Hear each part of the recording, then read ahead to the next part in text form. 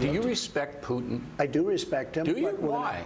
Well, I respect a lot of people, but that doesn't mean I'm going to get along with him. He's a leader of his country. I say it's better to get along with Russia than not. And if Russia helps us in the fight against ISIS, which is a major fight, and Islamic terrorism all over the world, right? Major fight, that's a good thing. Will I get along with him? I have no idea. It's very He's a possible killer, I though. won't. Putin's a killer. A lot of killers. We got a lot of killers. Why, you think our country's so innocent? Even Republicans are perplexed, and some of them condemn those comments. Why do you think the president continues to praise Putin? I think that I know this stirs up a lot of intrigue for people about Trump and Russia, because we've heard this throughout the campaign.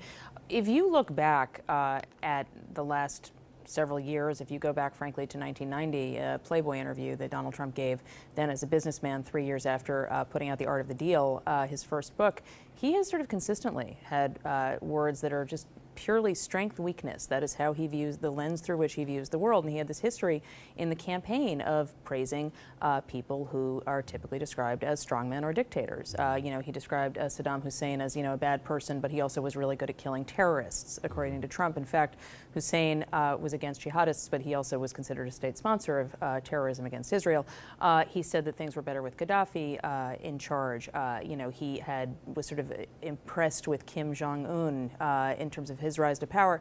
So this happened over and over again, and he praised the Chinese for the Tiananmen Square massacre in terms of showing strength.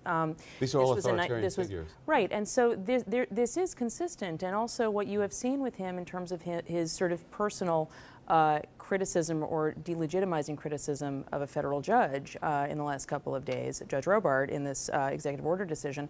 Trump has consistently criticized judges. He has been involved in many, many lawsuits. I think that what you are seeing is somebody who has not necessarily, the presidency has not changed Trump so far. No. It might change him at some point, but so far we are very much seeing the same person he has been for a very long time. And I agree with David that I think that there are a lot of people who, when they see him and interact with him socially, they find him charming.